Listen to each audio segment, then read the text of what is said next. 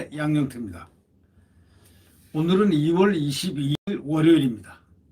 이 조갑재닷컴에 난 어떤 분의 그 기사를 상당히 날카롭게 거기 회원이 아마 쓴 거라고 했는데 그게 아니고 제가 보니까 이 조갑재 대표가 직접 쓴 게 아닌가 이런 생각이 듭니다. 네. 조갑재 대표는 뭐 대한민국이 자타가 공인하는 아주 훌륭한 정말 대기자입니다. 칼럼니스트 그리고 애국자고 아주 훌륭하죠. 이 제목이 박범계판 국정농단입니다. 이게 박범계판 국정농단하고 물음표를 했는데 신현수 수석이 장관 감찰을 대통령에게 건의했나라는 그런 의문도 제기합니다. 이 조갑재 기자가 쓴 오늘 이 글은 상당히 지금 현상을 잘 파악하는데 지극히 도움이 될 것 같아서 같이 한번 공유를 하면서 읽어보겠습니다. 중앙일보의 오늘 보도에 따르면은 이 신현수 청와대 민정수석이 문재인 대통령에게 정식 사전 결재를 안 받고 검사장급 인사를 발표했기 때문에 박범계 법무부 장관에 대한 감찰을 요구했다고 복수의 여권 관계자가 말했다는 것을 언론에 지금 표출하고 있습니다. 중앙일보가 기사화하는 거죠. 그러니까 이게 참 말도 안 되는 거죠. 이게 만약에 사실이라면 말이죠. 문재인 대통령에게 정식 사전 결재도 안 받고 검사장급 인사를 발표했다면은 이거 박범계는 이게 도대체가 인사권자를 무시한 거 아니겠습니까? 대통령을. 법무부 장관에 대한 감찰을 그럼 당연히 신현수 민정수석 입장에서는 당연히 요구할 수 있죠. 그래서 감찰을 요구했다는 겁니다. 대통령에게. 청와대가 대통령의 제가 없이 법무부 인사가 발표됐다는 일부 보도는 사실이 아니라고 계속 밝히고 있습니다. 정말 모르겠습니다. 이게 어느 게 진실인지. 신수석이 박범계 장관에 대해서 감찰 요구를 한 거에 대해서 부인하지를 않았습니다. 신수석이 만약에 자기가 감찰 요구했느냐고 기자 질문에 안 했다 하면 안 했을 것이고 했다 안 했다를 말을 하지 않습니다. 부인을 하지 않습니다. 그건 했다는 겁니다. 그렇기 때문에 의혹이 증폭되고 있는 것입니다. 어저께 중앙일보 취재를 종합해보면 말이죠. 신수석은 참여정부하고 문재인 캠프 법률지원당 등에서 함께 일한 인사 등에게 문 대통령에게 박 장관에 대한 감찰을 요구했었다고 털어놨다는 겁니다. 그러니까 그게 사실 같습니다. 왜? 신수석이 거짓말을 할 사람이 아니거든요. 신수석은 박 장관이 지난 7일 문 대통령의 정식 사전 제가 없이 일요일날 기습적으로 인사 발표를 했지 않습니까? 박범계가. 윤 총장이나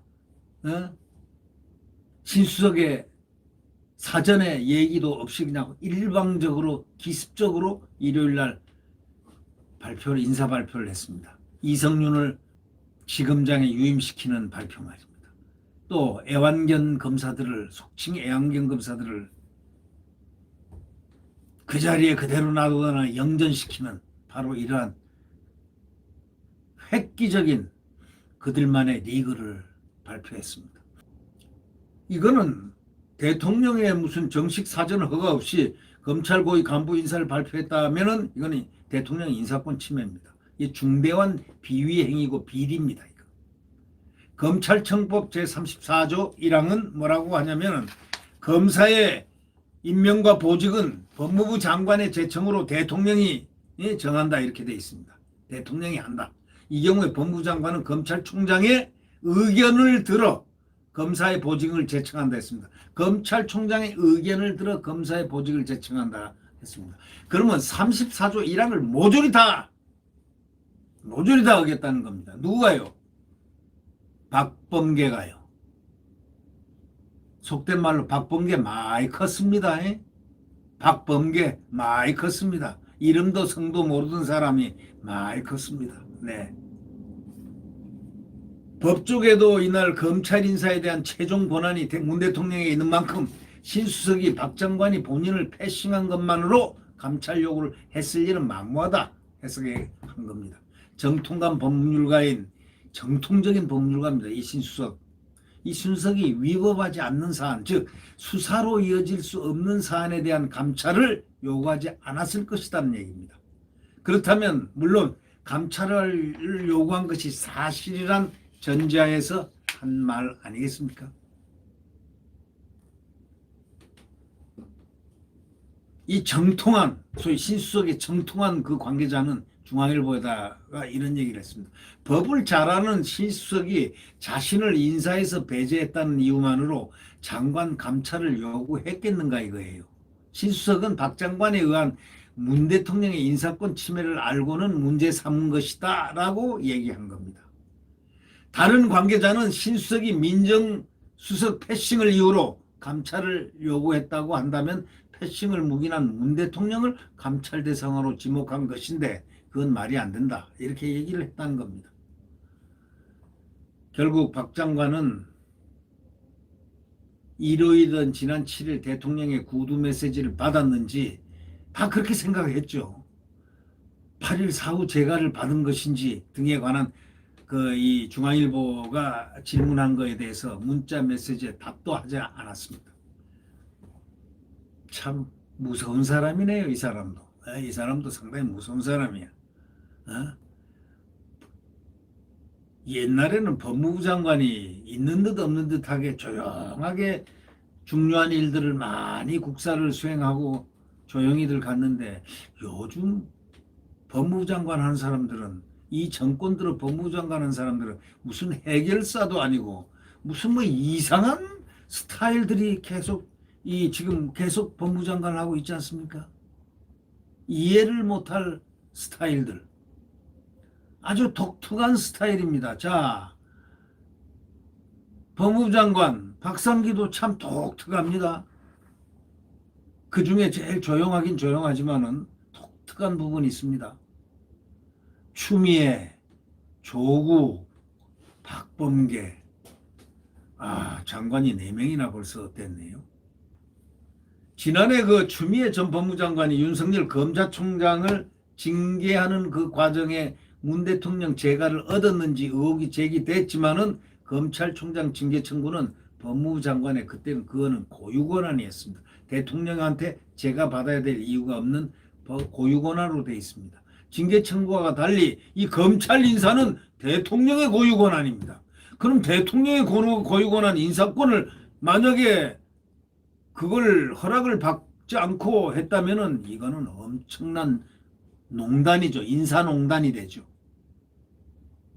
징계 청구하고 달리 검찰 인사는 대통령 고유권한이라면 아니 장관이 일개 장관이 속된 말로 이제 일개 장관이 한동훈 검사장 그 말이 상당히 멋들어집니다. 추미애를 향해서 일개 장관이 하고 딱 꾸짖었잖아요. 일개 장관이 한테 대통령 결재 재가를 승인도 받지 않은 것을 발표를 한다. 그 이해가 됩니까? 그러니까 그날이 2월 7일 일요일 날입니다. 법무부가 검찰 고위 인사 발표를 하기 전에 문 대통령이 직접 인사한 전자결재 또는 하드카피 문서 둘 중에 하나는 반드시 사인했어야 한다는 겁니다. 카피를 사인하든지 전자결재 하든지 해야 된다는 겁니다. 중앙일보는 그래서 법조계 관계자를 인용해가지고 대통령 사전 재가 없이 검찰 인사가 발표된 것이 사실이라면은 박근혜 정부 시절 국정농단하고 하나도 다를 바가 없다는 겁니다. 오히려 더하면 더했다는 거죠. 과연 선출된 권력이 청와대를 움직이는지 의구심을 갖게 하는 사안이라고 이분은 지적을 했습니다. 청와대 고위 관계자가 어떻게 18일부터 휴가를 냈던 신수석이 휴가가 끝나는 20일 출근한다고 이렇게 말은 하지만 근데요. 어떻게 청와대 고위 관계자들도 이것을 보고 아무 말도 안 하고 있죠. 법무부 장관이 속된 말로 시건방지게 대통령의 인사권을 농단을 했다면 말이죠. 만약에 이렇다면은 이거는 보통 큰일이 아니지 않습니까?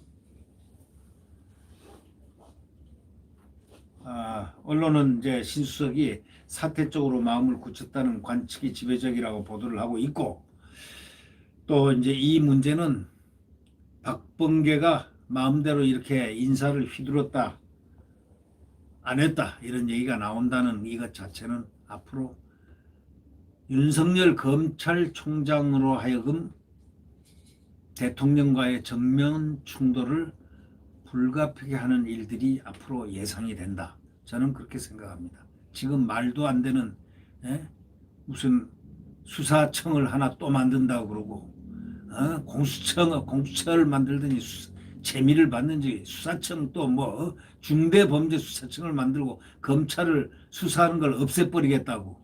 검찰이 무슨 자손 대대로 원한이 깊으길래 이런 것을 만들어내는지 이 정권의 사람들 도대체 이해를 못하겠습니다. 아니 무슨 수사청, 지금 경찰에도 경찰청이 있고 그 다음에 그 안에 국가수사청이 있지 않느냐, 수사본부.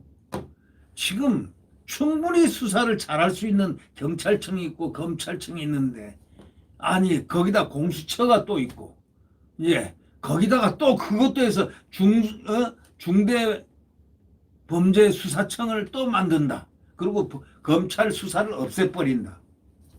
무슨 원한이 있어서 검사들한테 뭐 원한이 있습니까? 자고로 뭐 선조 조상 때부터 무슨 검찰청에 무슨 원한이 깔렸습니까? 왜 이렇게 검찰청, 멀쩡한 검찰청, 대한민국 지금 법과 원칙에 따라서 잘 나가고 있는 검사들을 이렇게 괴롭히고 그들의 직무를 다 박탈하려고 하는지 저는 이해를 못하겠다 이런 얘기입니다. 이 나라가 왜 이렇게 마음대로 굴러갑니까? 자, 국민들 정신 좀 바짝 차려야 될 것 같습니다. 네. 지금은 확실히 그 한동훈 검사장이 이 과거에 그 작년 7월 23일 날 그 한번 포효를 하다시피 한 적이 있었는데, 지금은 광풍이 불고 있는 시대다. 광풍의 시대라고 했습니다. 맞습니다. 지금 진짜 광풍, 미친 바람이 온누리를 진동하고 있습니다. 질풍, 태풍, 폭풍, 그 모든 순풍, 미풍, 온 바람보다 이 광풍이 더 crazy wind, 미친 바람이 불고 있다는 것.